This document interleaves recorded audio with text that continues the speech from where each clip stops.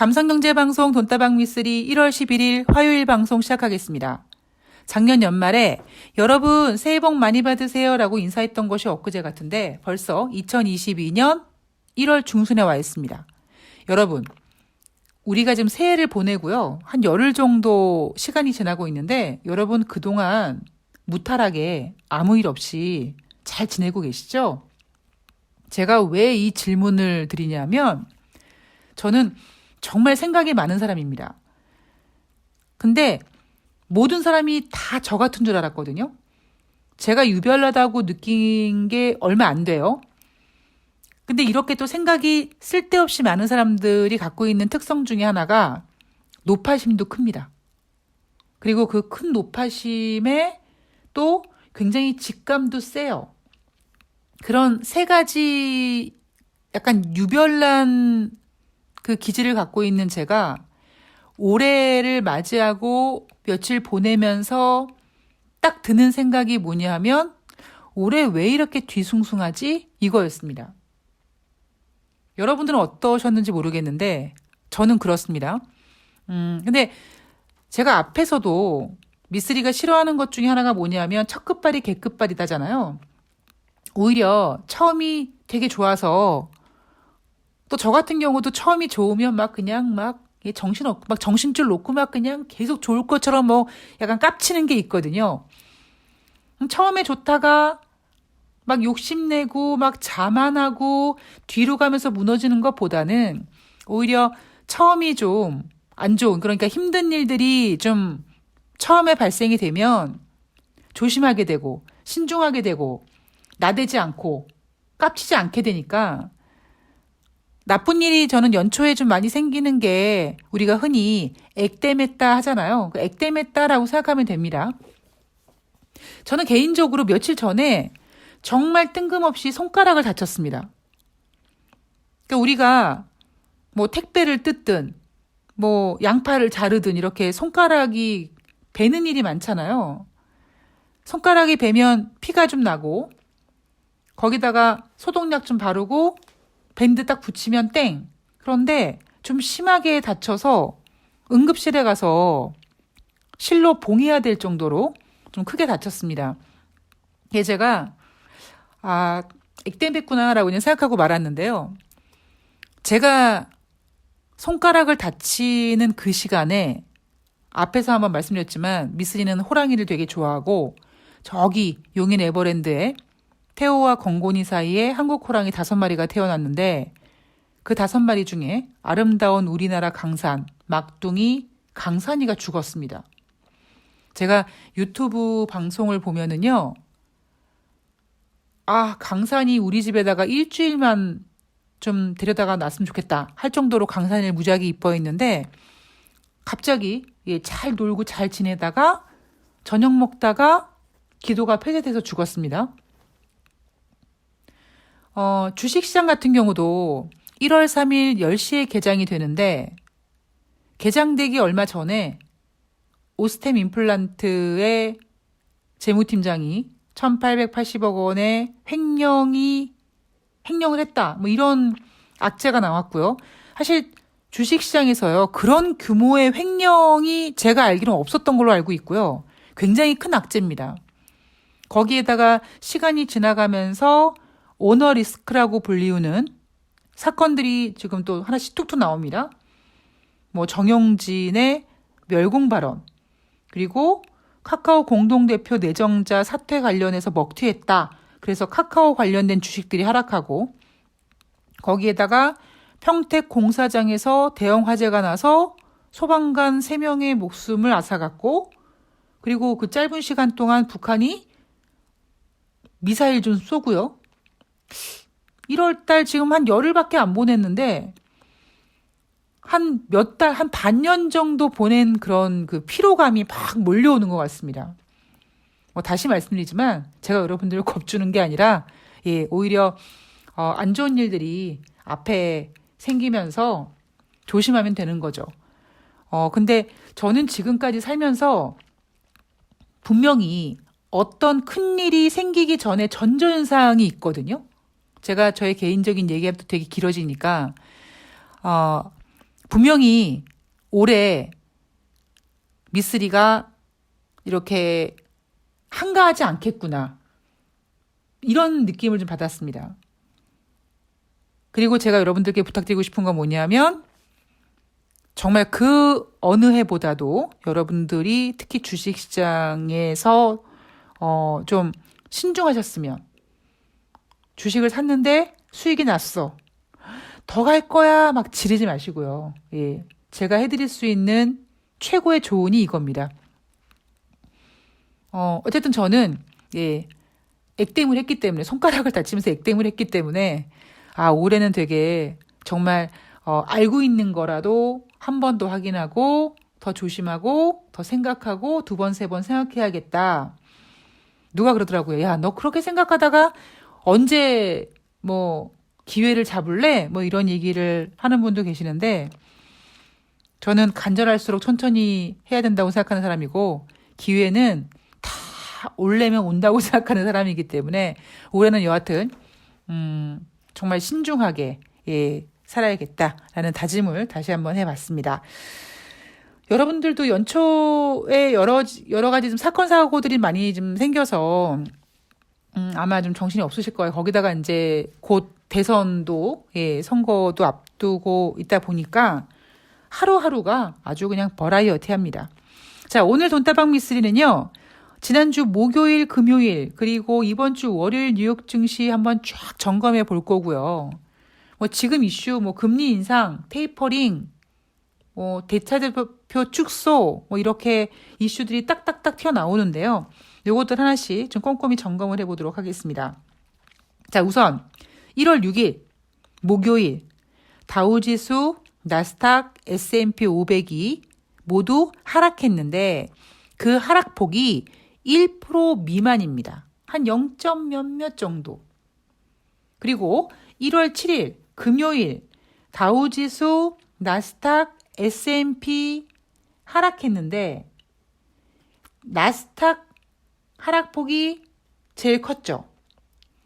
3대 지수가 모두 1%대 미만으로 하락했습니다만 나스닥이 0.96%로 3대 지수 중에 가장 하락폭이 좀 컸습니다. 자, 그리고 1월 10일 월요일 뉴욕 증시 장이 개장되고 얼마 되지 않아서 나스닥 같은 경우에는 거의 3%, 마이너스 2.7%까지 하락했습니다. 뉴욕 증시 지금 목, 금, 그리고 월요일 하락했는데 1월 10일 월요일 뉴욕 증시에서는 장중 마이너스 2.7%까지 하락했던 나스닥이 저가 매수 유입으로 겨우겨우 0.05% 반등으로 끝났습니다. 이슈들을 좀 살펴볼게요. 제가 왜 이렇게 좀 포인트를 살펴보냐면요. 제가 여러분 얼마 전에 이런 얘기 드렸죠. 지수가 크게 빠지면 반도체 이야기를 해서 삼성전자, SK 하이닉스 이런 관련주들을 띄워서 지수를 어느 정도 유지를 하려고 애쓴다. 그리고 이제 시간이 지나가면 또 이제 개별주로 가고 뭐 이런 이게 지금 이 패턴이 지금 제가 여러분 방송에서 언급한 것만 지금 이번이 3번째입니다. 그런데 여기서 또 조심해야 될 게 뭐냐면 패턴이 읽히는 순간 패턴은 바뀝니다. 뭐 여하튼 그게 중요한 얘기는 아니었고요. 지금 뉴욕 증시에서 가장 큰 이슈는 미국의 10년물 국채 금리죠. 국채 금리가 1.8%까지 상승했었고요. 그리고 연준 의원들의 발언들입니다. 2022년 1월 25일부터 1월 26일까지 올해 첫 번째 FOMC 회의가 예정되어 있고 그리고 FOMC 회의가 한 열흘 정도 남아있을 그 시점부터는 연준 의원들은 주둥이에 지퍼를 달아야 됩니다. 그래서 지금 1월달 FOMC 회의 직전에 나오는 연준 의원들의 발언들을 우리가 계속 점검을 해야 되는데 지난주 목요일, 금요일 그리고 월요일까지 나왔던 얘기는 살짝 시장을 열받게 만드는 멘트들이 많았습니다. 그리고 되게 재밌는 사실은 뭐냐면 제가 여러분 방송에서 여러분 귀 이렇게 만져보세요. 아마 딱지 앉았을 거예요. 2015년, 2016년 얘기 정말 많이 하지 않습니까? 여러분, 미국이 오랜만에 2015년 12월 달에 금리 인상을 합니다. 그리고 2016년 우리 미국은 4번의 금리 인상을 할 거예요라고 했습니다. 그리고 보름 남짓 지나서 2016년 1월 초 중국 증시가 개장되자마자 개박살나서 서킷 브레이크가 걸렸습니다. 그래서 미국은 2016년 4번의 금리 인상은커녕 겨우 12월 달에 한 번의 금리 인상만 합니다. 이 얘기 여러분 이제 다 외우셨죠? 제가 하도 이 얘기를 하니까 어떤 분이 친구들 이렇게 모임에 가서 이렇게 얘기를 막 풀었대요. 그랬더니 되게 무슨 이렇게 경제에 대해서 잘 아는 사람 대접을 받았다고 하시더라고요. 제가 왜 이야기를 하냐면요. 지금 미국이 2022년 첫 번째 주 증시를 보냈잖아요. 2022년 1월 첫째 주 S&P 지수의 하락폭이 1.9% 정도인데 이 하락은요. 연초 주간 하락률 기준으로 2016년 이후에 가장 부진했다고 합니다. 여러분 이게 무슨 얘기예요? 최소한 2016년 1월 달 중국 증시가 개박살나면서 미국 증시 하락하고 전 세계 증시가 몸살 앓았거든요. 이러한 모습이 2017년 1월 첫 번째 주, 2018년, 2019년, 2020년, 2021년 최소한 5년 동안은 그러한 모습이 나타나지 않았다는 겁니다. 그러니까 제가 여러분들 귀에 딱지가 않게끔 계속 언급드리는 2015년 미국의 금리 인상과 2016년 4번의 금리 인상 발언과 2016년 장 개장하자마자 중국 증시 개박살 이 메시지가 주는 게 굉장히 큰 거죠. 그리고 이 메시지는 미쓰리도 너무나 강하게 인식하고 있는 것뿐만 아니라 연준위원들도 마찬가지인 겁니다. 자, 경제 지표들을 보면은요. 지난주에 수요일 날 발표했던 12월 달 ADP 민간 고용 지표가 겁나 잘 나왔어요. 그래서 금요일 날 노동부에서 발표하는 지표도 잘 나오겠네. 우리는 그렇게 예상을 했는데 정작 1월 7일 금요일 날 발표된 고용 지표는 예상보다 부진했습니다. 어떤 부분이? 바로 12월 비농업 고용 부분이요. 시장 예상은 42만 2천 명을 예상했는데 반도 채우지 못했습니다. 19만 9천 명밖에 못 됐어요. 그런데 이 시점에서 12월 실업률이 4% 아래로 떨어집니다. 그래서 조 바이든 대통령이 막 그냥 좋아하면서 얘기를 하죠. 그리고 ISM에서 발표하는 12월 서비스업 PMI 지표가 11월 달에는 69.1이 나왔는데 이번 12월은 62가 나왔고요. 전월 대비 부진했으나 이건 기준이 50이에요. PMI 지표 50 이상은 무조건 경기 확장입니다. 물론 경기는 흐름이기 때문에 11월은 69.1 그리고 12월은 62.0 그런데 1월 달에는 50대로 내려온다든가 하면 미국 경제 흐름이 이렇게 꺾이는구나 라고 하겠지만 아직까지는 50위 이상에 있다는 걸 일단 인지하고 가야 되겠죠. 자, FOMC 회의 1월 25일부터 26일까지 있습니다. 제가 지난번에 방송에서 여러분 1월 3일인가요? 12월 FOMC 회의록이 발표가 될 텐데 그 회의록이 발표되면서 뉴욕 증시가 하락하기 시작했던 겁니다. 그 12월 회의록이 굉장히 중요하다. 왜 중요하냐면 12월 회의록이 발표되고 얼마 되지 않아서 올해 첫 번째 FOMC 회가 열리기 때문에 굉장히 이 연결고리가 강하게 되어 있는 거죠. 그래서 지금 뉴욕 증시와 미국의 국채 금리가 이렇게 술렁거리고 있는 겁니다. 이게 좀 텀이 있다면, 그러니까 12월 달에 FOMC 회의가 있었다면, 3월 초? 그러니까 1월 달 FOMC 회의가 없다면 이 정도로 미국 증시가 국채금리에 노출되지 않았을 텐데 12월 FOMC 회의가 열리고 1월 달에 바로 새해 첫 번째 열리는 FOMC 회의가 굉장히 시장을 흔드는 겁니다. 이런 모습은 언제 나타났어요? 2015년에도 나타났습니다. 2015년에 나타낸 그 모습이 너무나 크게 각인이 된 거죠. 세인트루이스 연방은행 총재가 FOMC에서 3월부터 금리 인상할 수 있다. 이런 얘기했습니다. 이거는 우리가 12월 달까지 그림을 그리고 있었던 금리 인상 시나리오를 완전 벗어난 거죠. 12월 달 FOMC를 하고 나온 결과는 뭐냐면 테이퍼링을 6월이 아니라 3월로 줄일 것이다. 그래서 시장에서는 테이퍼링을 3월로 줄이고 앞당기고 3개월 앞당기고 그리고 6월에 원래 테이퍼링을 종료하기로 했던 6월에 첫 번째 금리 인상을 하려나 보다라는 예상을 다 깨버리고 시장은 내년 6월 달에 금리 인상을 할 거고 그리고 테이퍼링은 3월 달로 앞당겨질 거야. 대차 대조표 축소는 생각하지도 않았던 그 예상과는 달리 정작 12월 FOMC 회의에서는 금리 인상도 3월 달에 해야 될 것 같고 대차 대조표 축소도 해야 될 것 같고 이런 좀 우리가 예상하고 그렸던 시나리오보다 훨씬 더 강한 시그널이 나타났던 겁니다. 그래서 지금 뉴욕 증시와 우리나라 증시가 끙끙 앓고 있는 거예요. 세인트루이스 연방은행 총재가 3월 달에 금리 인상할 수 있다고 얘기했고요. 샌프란시스코 연방은행 총재도 뭐라고 얘기했냐면 경제 균형을 유지하기 위해 기준금리 인상의 필요성이 있을 것이다.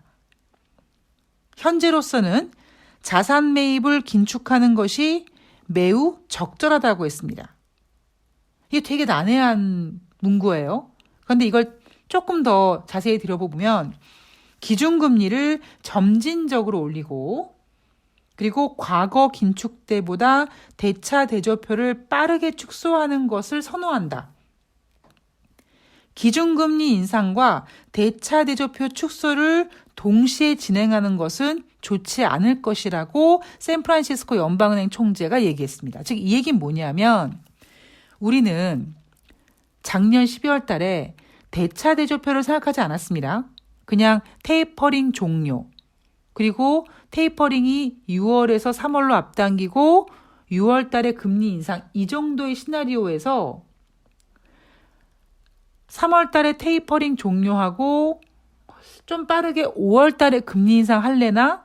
이렇게 변화했다가 이제는 3월 달에 금리 인상하고 어쩌면 테이퍼링이 종료된과 동시에 금리 인상을 하면서 대차 대조표 축소까지 같이 이런 굉장히 험악한 분위기가 형성이 됐던 건데 그러자 뉴욕 증시가 몸살을 앓기 시작했고 그러자 샌프란시스코 연방은행 총재가 이렇게 얘기한 겁니다. 예전에 대차 대조표를 축소했을 때보다 좀 빠르게 하자. 대신 금리는 점진적으로 올리자.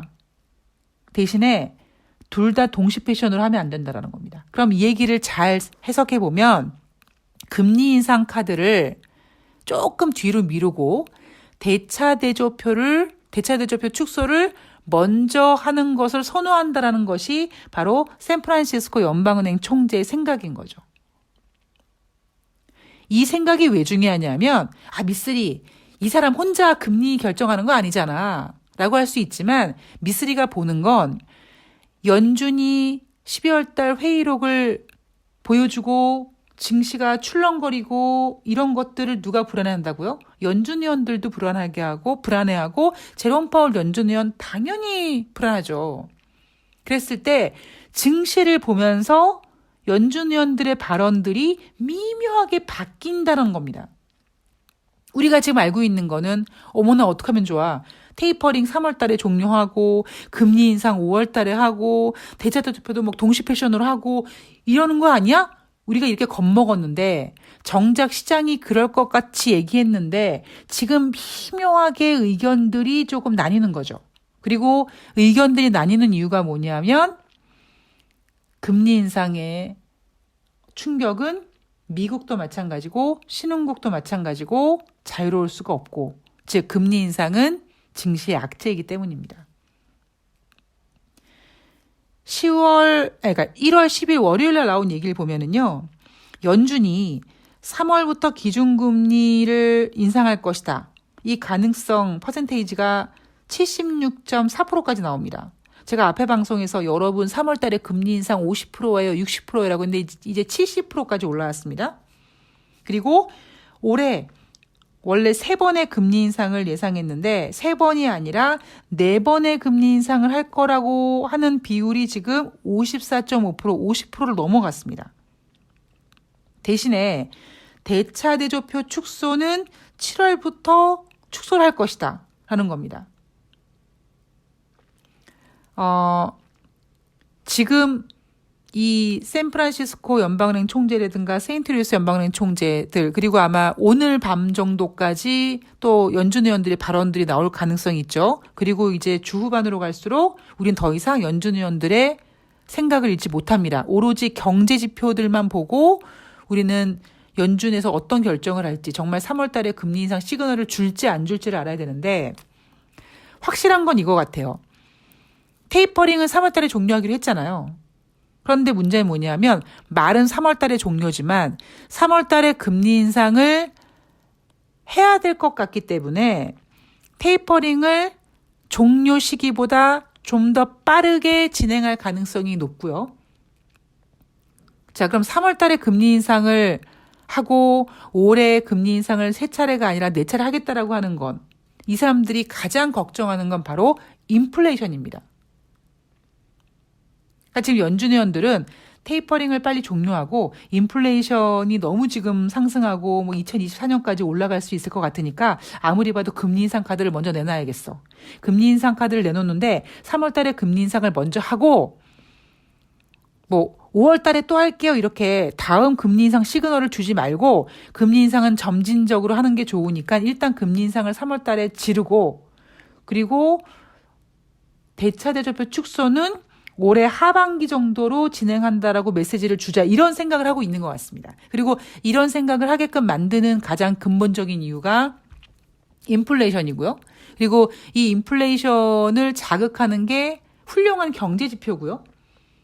그리고 이 훌륭한 경제 지표를 유지할 수 있게끔 하는 게 뭐냐면, 여전히 지금 코로나19, 델타, 오미크론, 델타 크론, 기타 등등의 녀석들이 막 힘들게 하더라도 우리는 백신 맞고 부양책 쓰고 도시 봉쇄 안 하고, 그리고 올해는 코로나19 극복하겠지. 젠장 맞을 치료제도 나왔는데. 오미크론에 대한 백신 3월 달에 나올 거야. 이런 얘기 나오면서, 그래, 지금 우리가 막바지 코로나19와 싸우고 있는데 이거 이제 조만간 끝날 거라는 것까지 반영을 한 겁니다. 이 생각을 연준이 하고 있는 거예요. 그런데 그럼 미쓰리는 생각이 바뀌었냐? 여러분, 2019년이죠? 예, 2019년에 12월 달에 미국이 금리 인상을 한 해 만에 미국 경기가 더럽게 좋네 마네 했을 때, 그때 12월 제 기억으로 한 12월 중순 정도 됐을 때 저기 중국의 우한이란 곳에서 어떤 폐렴 같은 게 유행을 하고 있는데 사람이 죽었다. 이런 뉴스가 지나가는 뉴스처럼 나왔습니다. 근데 그게 얼마 안 가서 전 세계를 집어삼켰습니다. 지금 여러분, 미국은 워낙 쓸 카드가 많고, 그리고 미국 연준들의 생각을 지금 말씀드렸잖아요. 미국 연준들이 어떤 것을 고민하고 있고, 뭐 때문에 고민하고 있고, 거기에 대한 근거가 뭔지 말씀드렸잖아요. 근데 여기에 빠져 있는 게 있어요. 지금 중국이 다시 코로나19, 오미크론이 발생되고, 베이징 지금 봉쇄 한 해 만에 하고 있지 않습니까? 여러분 2월 달에 베이징 올림픽이 있어요. 제가 봤을 때 베이징 올림픽은 이미 실패한 올림픽이 된 것 같아요. 보이콧도 하고 코로나19도 확산되고. 근데 저는 지금 올림픽이 중요한 게 아니라 중국의 베이징이 봉쇄된다. 그리고 제가 그랬죠? 시진핑 주석이 마스크를 쓰고 나타났다. 그러면 딱 머릿속에 드는 생각이 중국의 경제 이거 어떻게 할 거야. 중국의 경제가 다시 코로나19 확산으로 힘들어지고 가뜩이나 얼마 전에 뭐 부동산 디폴트 되고 난리부터 쳤는데 근데 미국은 금리 인상하겠다고 뻗치고 있고 이 갭을 어떻게 할 거냐는 겁니다. 제가 늘 그러잖아요. 제가 늘 그러진 않았지만 오늘 방송에서 앞부분에서 말씀드렸죠. 전조현상이라는 게 분명히 있습니다. 어떤 신호를 줘요.